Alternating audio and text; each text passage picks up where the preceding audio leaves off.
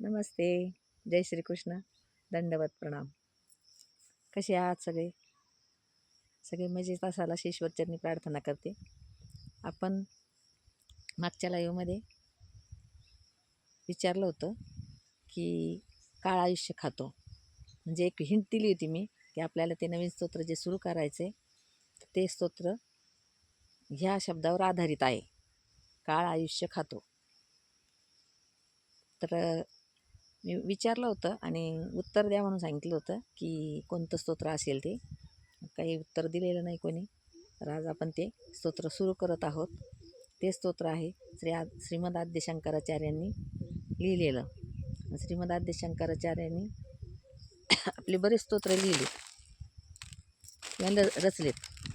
तर श्रीमद आद्य शंकराचार्यांनी रचलेलं हे स्तोत्र आहे. त्याचं नाव आहे चरपट पंजरिका स्तोत्र. तर आपण ते स्तोत्र आज घेणार आहोत आणि त्या स्तोत्राचा आपण पहिला श्लोक आपण घेणार आहोत. लाईव्हमध्ये विचारलं होतं की काळ आयुष्य कसं खातो, तर ते आपण ह्या स्तोत्रातून आज बघणार आहोत. त्यासाठी आपण थोडाही उशीर न करता आपण ते स्तोत्र सुरू करूया. दिनमपि रजनी सायं प्रात दिनमपि रजनी सायं प्रात शिशिरवसन्तौ पुनरायात. दिनमपि रजनी सायं प्रातः शिशिरवसन्तौ पुनरायात. कालः क्रीडति गच्छत्यायु कालः क्रीडति गच्छत्यायुस् कालः क्रीडति गच्छत्यायुस् तदपि न मुञ्चन्त्याशा वायु तदपि न मुञ्चन्त्याशा वायु. भज गोविन्दं भज गोविन्दं भज गोविन्दं मूढमते प्राप्ते सन्निहिते मरणे नहि नहि रक्षति दुःकृतकरणे. प्राप्ते सन्निहिते मरणे नहि नहि रक्षति दुःकृतकरणे. हा तो पहिला श्लोक आहे त्या स्तोत्राचा. आपण तो पुन्हा एकदा म्हणून घेऊया आणि मग नंतर त्याचा अर्थ आपण बघूया की काळ आयुष्य कसं खातो. दिनमपि रजनी सायं प्रातः शिशिरवसन्तौ पुनरायातः. कालः क्रीडति गच्छन्त्यायु तदपि न मुञ्चन्त्याशा वायु. भज गोविन्दं भज गोविन्दं भज गोविन्दं मूढमते प्राप्ते सन्निहिते मरणे नहि नहि रक्षति दुःकृतकरणे. असा तो श्लोक आहे पहिला. त्याचा अर्थ असा होतो, हे आपण सुरुवातीलाच बघितलं की श्रीमद आद्य शंकराचार्यांनी रचलेलं हे एक स्तोत्र आहे गोविंदावर, म्हणजेच भगवान श्रीकृष्णावर. तर हे एक स्तोत्र नाही, नुसतं केवळ स्तोत्र नसून हे जीवनाला योग्य दिशा देणारा एक अमूल्य असा उपदेश किंवा संदेश म्हणूया आपण. उपदेश किंवा संदेश आहे.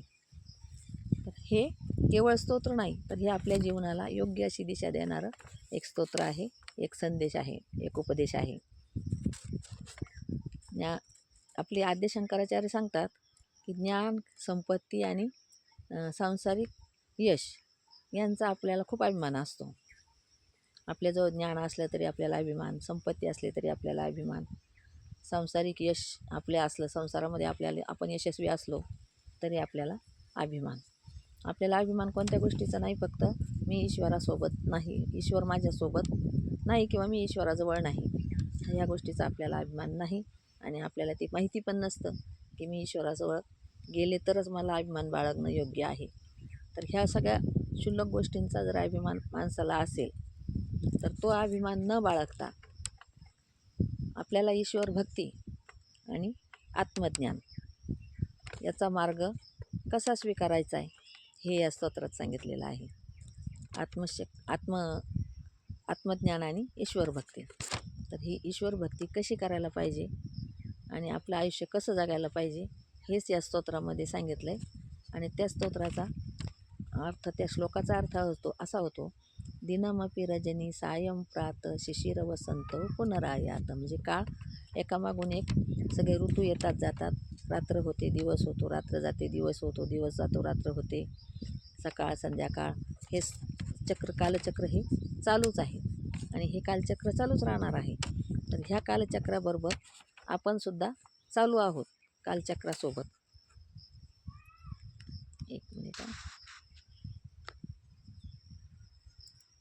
तर ह्या कालचक्रासोबत आपण सुद्धा चालत आहोत.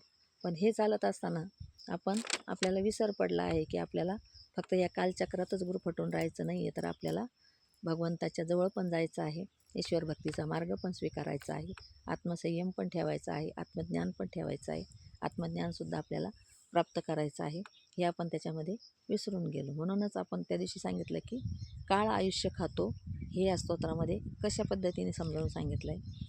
तर दिनमपि राजनी सायं प्रात शिशिर वसंतो पुनरायात. ह्या श्लोकाचा अर्थ असा होतो की एकामागून एक दिवस रात्र हे चालू असतात, ऋतूसुद्धा सगळे चालू असतात. उन्हाळा, हिवाळा, पावसाळा हे सगळे ऋतू पण चालू असतात, ऋतूचं चक्र पण चालू असतं.